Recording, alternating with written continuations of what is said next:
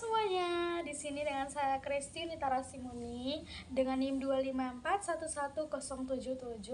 Saya merupakan mahasiswa S1 Farmasi di Universitas Citra Bangsa Kupang.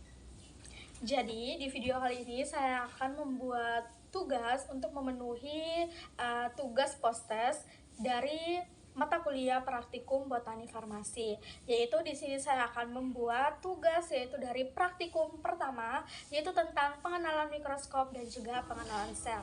Seperti yang kita ketahui bahwa kami semua dan juga saya dapat melaksanakan praktikum botani farmasi, khususnya pada praktikum pertama, yaitu pengenalan mikroskop dan juga pengenalan sel. Simak video ini sampai selesai ya teman-teman, supaya dapat mengenal apa sih itu mikroskop dan juga lebih mengenal apa sih itu sel. Sebelum saya lanjut kepada materi selanjutnya, kita akan membahas dulu apa sih itu mikroskop dan juga sel. Yang pertama, kita harus mengetahui apa sih itu mikroskop. Mikroskop sendiri merupakan alat penting dalam bidang biologi dan farmasi yang digunakan untuk mengamati objek berukuran sangat kecil yang tidak dapat dilihat dengan mata telanjang. Dengan adanya mikroskop, kita dapat mempelajari struktur jaringan tumbuhan secara lebih jelas dan juga detail.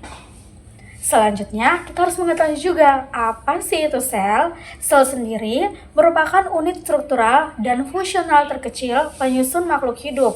Dalam praktikum ini, kami dan juga saya sendiri memfokuskan pada pengenalan sel tumbuhan yang memiliki ciri khas seperti dinding sel, vakuola, dan plastida yang membedakannya dari sel hewan. Kemudian, apa sih hubungan antara mikroskop dan sel? Hubungan antara mikroskop dan sel itu sangat erat, karena tanpa mikroskop kita tidak dapat mengamati bentuk struktur dan bagian-bagian sel secara langsung. Oleh karena itu, pemahaman tentang cara penggunaan mikroskop sangat penting untuk menunjang pengamatan sel, khususnya dalam bidang botani farmasi yang berkaitan dengan identifikasi simplisia dan struktur jaringan tumbuhan. Jadi, melalui praktikum ini diharapkan mahasiswa dapat memahami cara penggunaan mikroskop dengan baik serta mampu mengidentifikasi berbagai jenis sel tumbuhan yang diamati. Selanjutnya, pada bagian ini saya akan menjelaskan berbagai jenis sel tumbuhan yang telah saya pelajari berdasarkan studi literatur sebagai laporan sementara yang sudah saya buat dan juga sudah saya kumpulkan.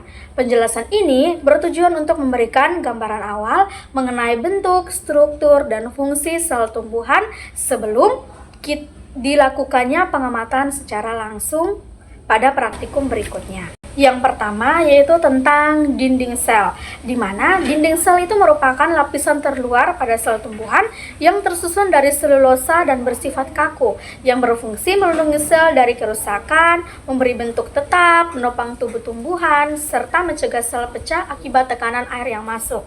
Yang kedua, membran sel adalah lapisan tipis di bagian dalam dinding sel yang bersifat selektif permeabel yang berfungsi mengatur keluar masuknya zat, menjaga keseimbangan kondisi internal sel, serta membantu komunikasi dan interaksi antar sel.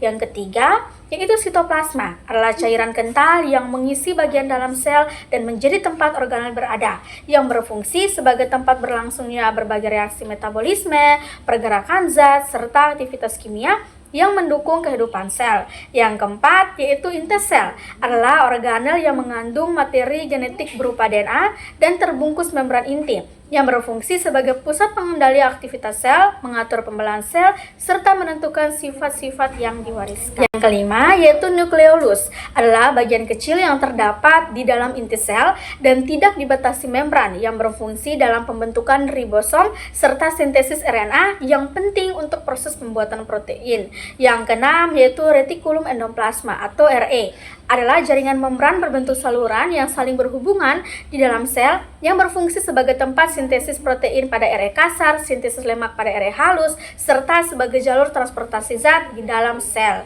Yang ketujuh, yaitu badan Golgi, adalah organel yang tersusun atas kantong pipi bertumpuk yang berfungsi modifikasi, mengemas, menyortir, dan mendistribusikan protein maupun zat lain dalam retikulum endoplasma ke berbagai bagian sel atau keluar sel.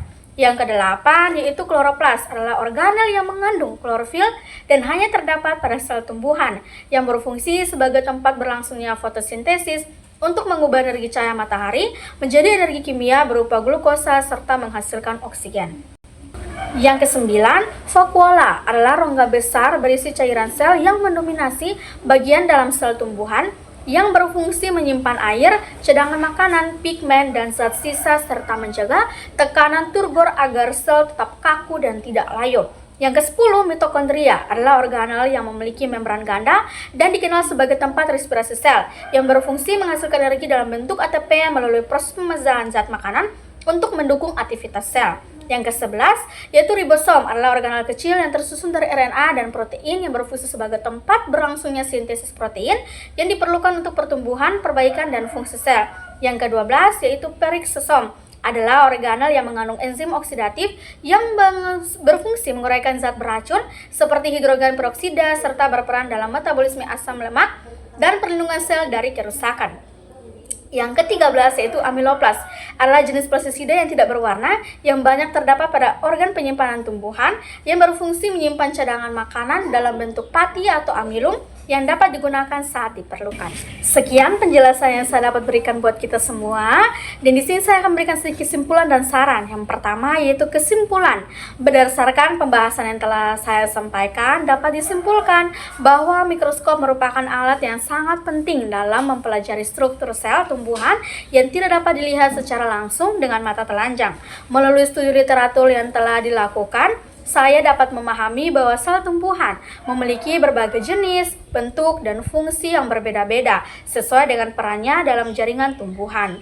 Pemahaman awal ini menjadi dasar yang penting bagi kita semua dan juga tentu buat saya sebelum melakukan pengamatan secara langsung pada praktikum selanjutnya, yaitu praktikum kedua. Selanjutnya, adapun saran yang dapat saya berikan adalah diharapkan pada praktikum selanjutnya dapat dilakukan dengan lebih teliti dan sesuai dengan prosedur penggunaan mikroskop yang benar sehingga hasil pengamatan yang diperoleh lebih jelas dan juga akurat. Sekian penjelasan saya tentang post-tes praktikum 1 ini sehingga dapat bermanfaat buat saya dan juga buat kita semua. Dadah!